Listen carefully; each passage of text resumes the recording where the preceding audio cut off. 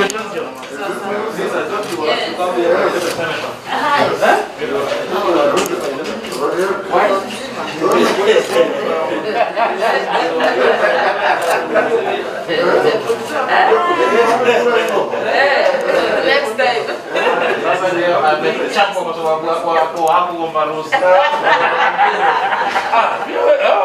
that's good.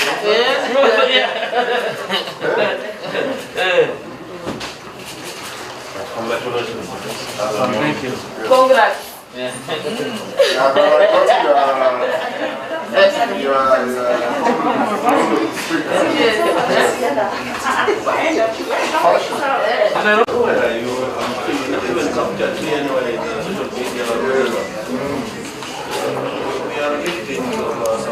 girl you see has been there for the last 1 hour. I've told the Damushimua she's been there for the last 1 hour. Madam, please fill us or get someone to give us notice. Because we can't sit here the whole day.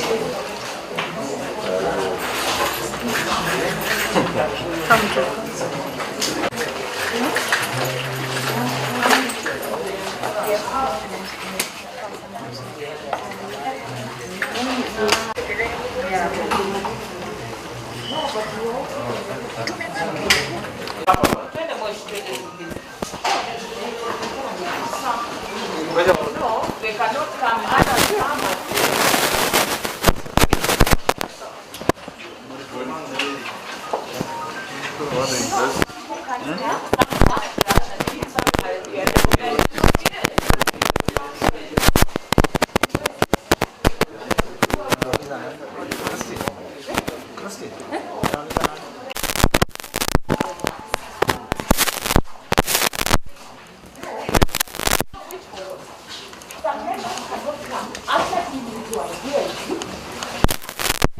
For 1 hour.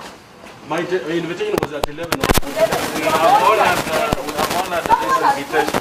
It is now supposed to be here by 11 a.m. Someone has just walked in, ushered me into a VIP, and Yes. seated, as you are seated at the reception. Yes. What are you guys trying? Chris Omanga. And what? I've just been ushered into a VIP lounge as you are seated. Okay, we were seated at the reception. They have come, everyone must go to Katuliwa. How long is this? As you are seated there, why are you not Kenyan? How long is What this? are you guys trying to do? How long is this at the Yeah. now? Huh? Let me find out what is. And you know, if you knew you'll not, they'll not be able to. You should have known that midday or 1 or 4 o'clock, we have other things to do. So it's so unfair the way you We have honored this invitation. We're supposed to be here by 11 a.m. You are here. We are here. And we are come seated there for the last 1 hour. So people come, and we are just ushered in the Masalu, and we are seated there. No, for how long? You should have given us deadline. No, you told me at 12, I'll have come here at 12. Yeah. You told me 1, I'll have come here at 1. You told me at 11. So if you knew you are taking an hour or 2 for each other, remember, you should have calculated, give me my day. Yes. I've stopped doing what I'm doing to just come here because I don't understand. In fact, I've not even got to that place. I just saw it on TV. My name being read, I decided to come. As a responsible citizen, you appreciate that you live up there by someone here communicating. So when This invitation, it has costed us money to come here. And then you are keeping another section. So where's the chairman? Who can we see? We want someone to attend to us. But we are standing at the reception, and even at the reception, we are still standing. They are not chairs. And by the way, COVID the protocol does not allow us to sit the way we are seated. And there is particularly what to because no, I don't dramatic. No, but it's so unfair. You know how you are being treated there, it is so unfair. Because the client is in charge of this. So for you guys, you do it. So how long? We need to know. You should have just told us when we come.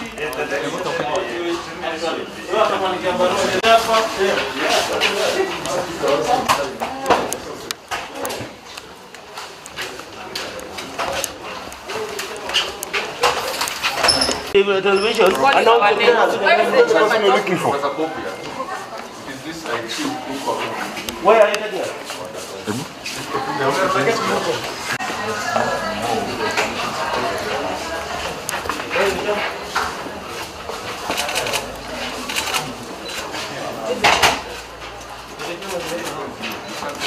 We are in charge of cohesion, then we are in a big problem. It should be disbanded. We are in a big problem. And we expected that We even came if here they were before busy, 11, Mushimi. Yes, we were here before 5 minutes in time to meet the people, the staff here. So they are there But now, drinking tea and chatting. Not one. I'm not here. You cannot Yes. And we were all at 11. Sisi sote tulikuwa Matungu, we were in the same rally. And we all belong to you here. People, I just want to give a short brief of my visit here. I was summoned by NCIC in a general letter which has no content. The letter had no content because it just quoted the powers of the Commission as per Act number 27 and 29, which explains power. So I've dismissed the summon in totality because there were no facts.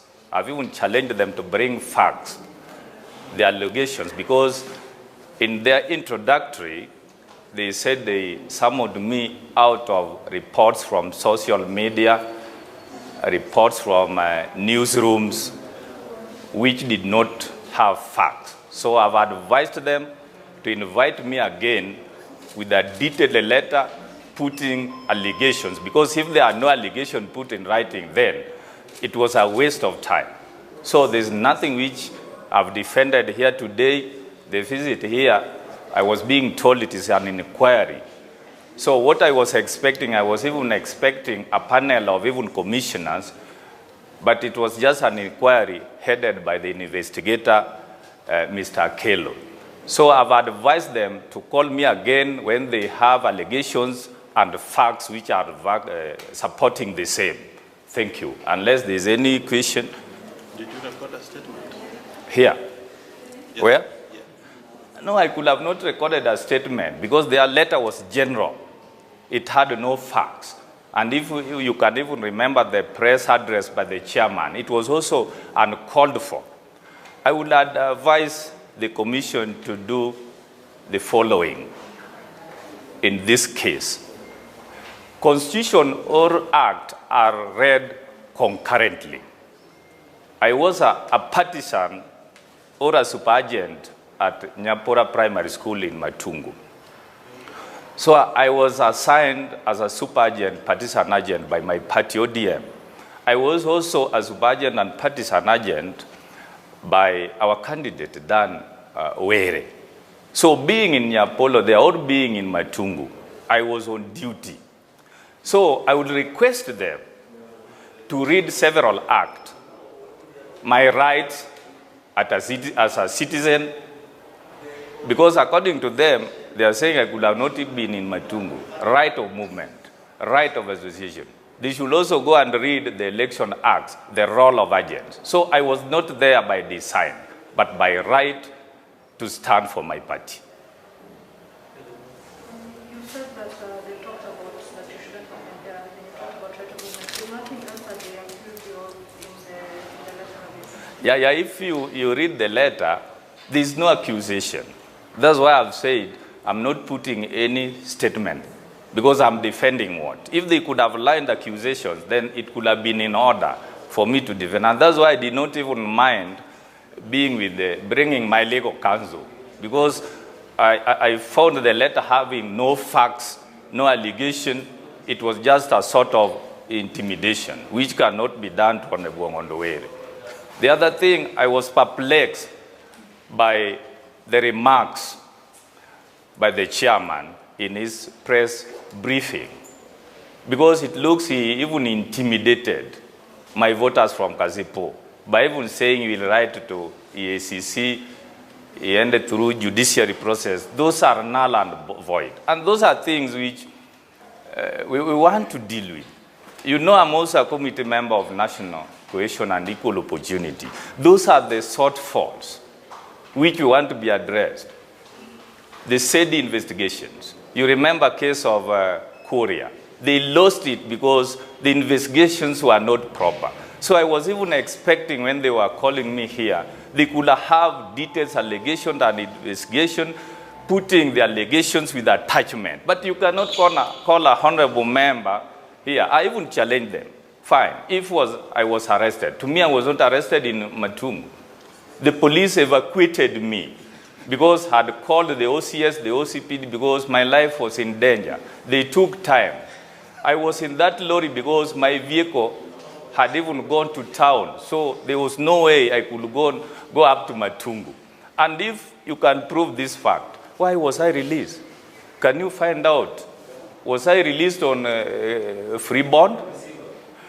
Was I released on a cash bail? Now I said that I've never been taken to court. So all those issues you are hearing are uncalled for. Propagandist. You're saying the commission is incompetent? No, I don't want to say they are incompetent, but they need to work. The other thing, they have the shortfall. Because just imagine the entire commission handling Kenya as a whole has only few investigators. They are less than 10. We want a commission which now, which becomes proactive. In a way, before such a by-election, they could have even addressed the press, cooling tempers down. We don't want a commission which comes up after events has occurred. I was in Matungu for about 3 days. The place was calm. It was calm, and the campaign was very peaceful. According to the record, the entire constituency, you saw it. The only persons who have been arrested and taken to court are only 7. What is 7 in a constituency? There was no violence. But what we could say, we saw some leaders, not from ODM, who were transversing the constituency. Where were the police? Was the state involved in such operation? But I'm very happy because my party, ODM, there was a peaceful campaign. And most of the legislators who are there were women. You know, women are not violent. So the campaign was peaceful. And I don't know why the commission is raising tension. They should also be cohesive. As a commission which puts peace, they should practice it instead of circulating it. But to me, my people of Kasipo and myself cannot be intimidated. I'm even ready, we have agreed, they write another letter putting allegations so that I come with my councils. You know, ODM is a party of councils, senior ones, so that, and if in any case it will proceed beyond that, it will be one of the toughest legal battles you have ever seen. Some of you have never seen me being controversial, but that's how different MPs, this is how they work. Lakini ukikanyaga mguu yangu, tunamenyana pole pole pakiisha. Asante sana. Once I saw my name on TV, thanks to you guys reported, then I decided to come here. So yeah, so I've written a statement on what I know, what transpired in Kapuchai, and I'm sure for most of you guys, the media houses were covering. And actually, you saw who were the culprits and who did all these things. It's on all over social media. I was nowhere there, so but yeah, I've written what I know. Earlier on, you questioned the preparedness of NCIC. What is your position? Yeah, those who received letters, the invitation was for 11 o'clock. All members were here by 11:15, and they were not ready for us. So we were at the waiting room for more than an hour, and they were not ready. So we were questioning, why would you invite us at the same time and you know you're not ready? At least give us different timings. and the times which you know you're ready, because we are all busy out there. So at least if they know they're not ready, give me a day and time when you are ready to attend to me. Mheshimiwa, was there direct accusation against you by the commissioner of Lucia? There is nothing. There is no direct accusation. They wanted information from me what transpired, and there is nothing because I was nowhere. Yes, there is no direct accusation. It is general, and all the letters, because I've not received mine, I've been shown one which they didn't send. They're saying they tried on WhatsApp. I'm not on WhatsApp, so it's the same letter. It's the same letter. Yes. Do you believe there's disorganization on the part of NCIC because you're the second leader to say that either the letter was too general or that you didn't receive the letter? I think it was a knee-jerk kind of reaction. Now that Kenyans on social media were complaining, I myself was complaining because we saw what happened to the IEBC official, a lady, and the words, the insults, and I would say they would even have raped her, a full glare of police. So I think once they saw that, then they decided to just do some shoddy kind of thing to be seen they're working. But I would say there's a lot of disorganization here. Would you say that the commission is working independently without any interference from the political class or politics? I wouldn't, I'm not sure whether I'm in a right position to comment on that because we've just written the statements. We are waiting to see. But what we saw on TV and on social media, those people were seen, and I'm sure even you media people captured them. And I've not seen them before court or before this commission. So I'm yet to see, because I don't know who else has been invited. So I'm yet to see what they're doing. Maybe after a week or so, when they've called everyone, then we'll be able to tell whether they are fair or not. But from the start, from the organization now, they are not organized at all. Were you able to meet the commissioner? No, I didn't meet any commissioner. I think investigative officer from DCI, some DCI officers seconded here to the commission. There was no commissioner. So do you deny being anywhere near Matungu or Kabuchai? I was not there, and as I told you, media, you covered it, and you didn't cover me anywhere. What is this that you wrote that you know? Pardon? Say you wrote what you know. What do you know? No, we just saw people, the people who are walking around with goons, just the way you've seen them on social media. That's what I've written. Yes. I was actually a victim myself. I was hit by a stone on my head. So that's what I wrote. But you were not there, you said? No, I was in Kapchai. Okay. Yes. What I'm saying, I was not involved on all that. Yeah, and I didn't have goons. I can't afford to have goons. I'm as peaceful as you can see me. Yes. So let's wait and see what they're up to. Thank you. Thank you. By NCIC and taken through a raft of questions. Initially, they wanted me to say what I saw and witnessed. But now when it came to the real writing of the statement, they judged me to be like I was summoned here and that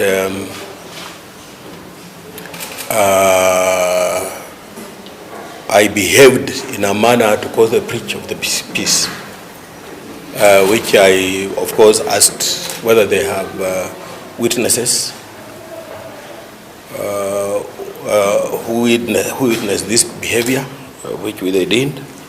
So I told them that for me to proceed with signing such a statement, I must have my lawyer, and we have now agreed that I'll come back tomorrow at 1 to look at the statement with my lawyer, and then agree whether we'll proceed with the signing of the statement or not.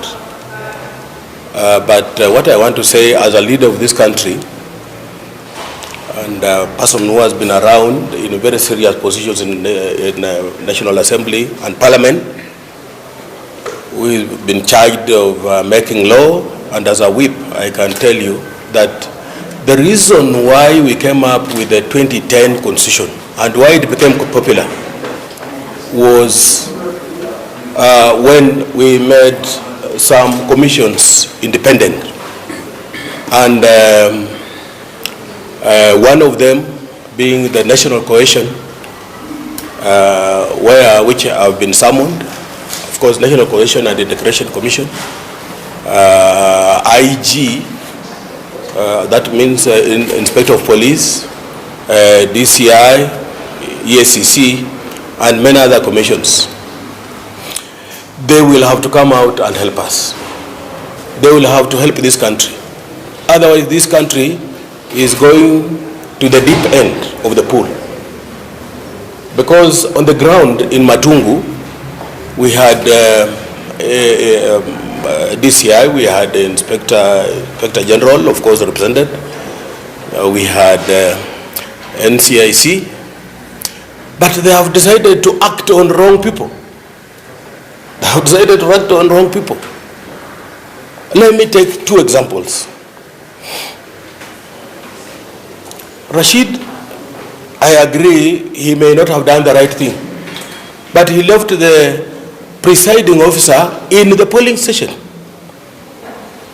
Senator Malala took away the presiding officer plus the ballot paper, plus the ballot box, and pulled her, harassed her 100 meters away from the polling station. Today, Rashid is in court. Malala is offering himself as if they don't know where Malala lives. May God protect this country. We are seeing a situation where I don't know whether this is what I was being told about deep state. If it's deep state, then it is not that deep. It's too shallow. That whatever that is being done is being seen clearly, even from the normal wananchi, that there is a clear element of favorism, biased. I mean, why would you summon people who are keeping peace like Washiali and the rest of us who are in UDA? Why? Why would you summon? And use the word summon. Summon and invitation is different. They need to go back to their dictionaries. Therefore, I'm still coming back here tomorrow. I've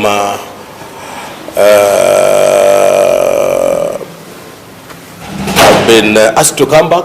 I'm a law-abiding citizen. I'll come back to comply and listen to what they have to say.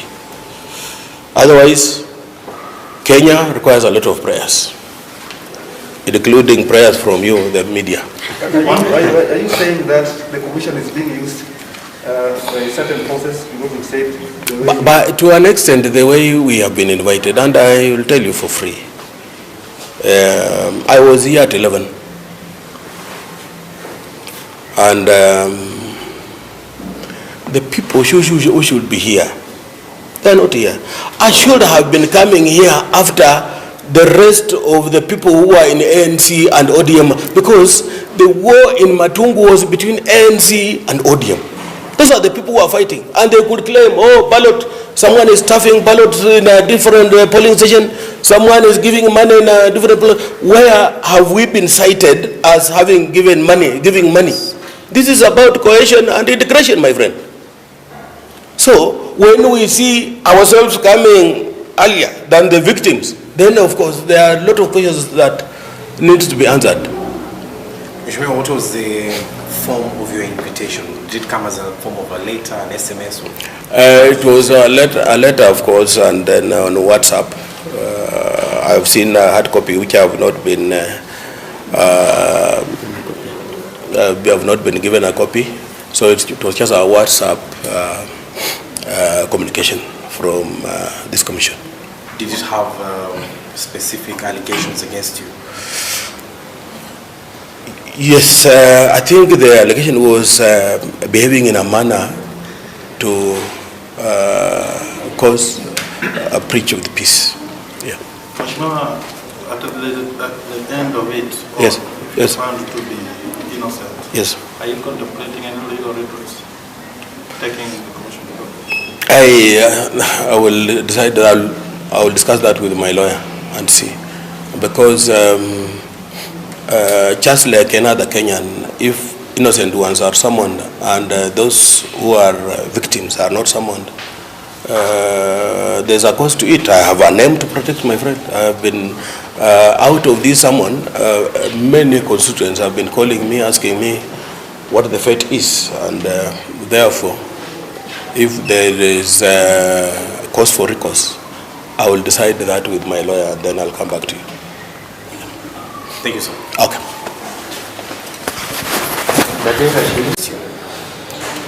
Actually, mwanzo mimi nataka niseme kuja kwangu hapa ni kwa sababu mimi am a responsible citizen.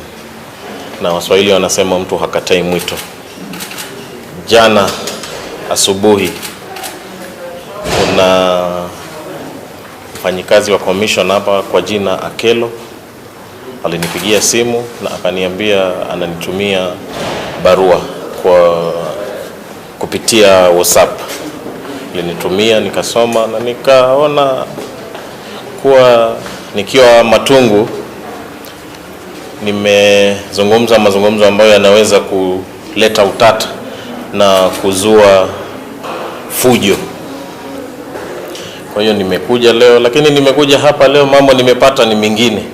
Na mimi naona ni mambo tu ya kupotozeana wakati na kutishwa tu bila ya msingi. Kwa sababu sasa wameniambia mimi nimekuja hapa nitoe ushahidi, niseme kile najua. Sasa mimi nataka niseme hivi.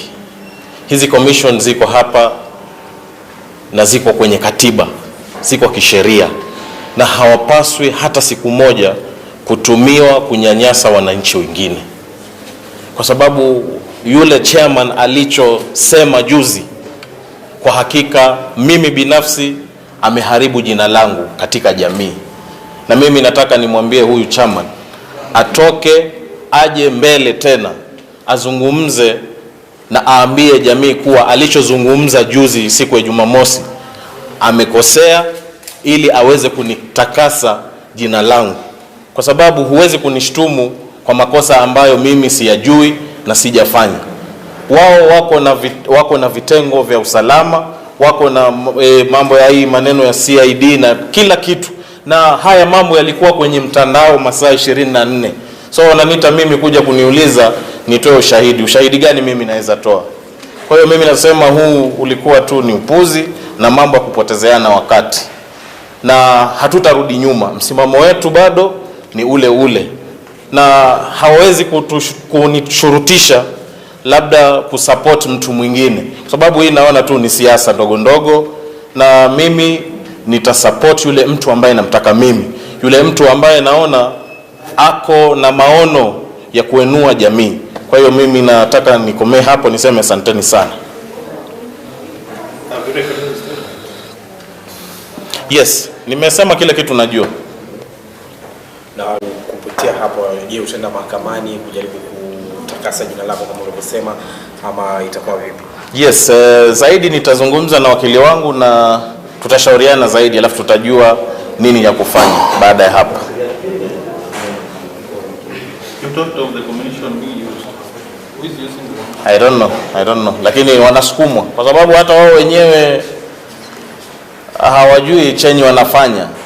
Hauwezi kuniandikia barua mimi nije hapa saa 5. Tena uandikie mheshimiwa mwingine aje hapa saa 5. Zaidi ya waheshimiwa 10 wote wameandikiwa barua aje hapa saa 5. So tumekuja hapa sote saa 5. Tena wanaanza kutuambia tuingie mmoja mmoja. Kwa nini wasituambie wewe njoo saa 5, mwingine aje saa 6, saa 7 hivyo? Si unaona kama hii ni mambo ya kupotezeana wakati? Na leo ni siku ya kina mama. Singekuwa sisi tuko mashinani tunasherekea na wamama wetu na wadada zetu na bibi zetu. Je, unahisi kwamba tume haikujipanga vizuri katika kuwaita? Tume haikujipanga.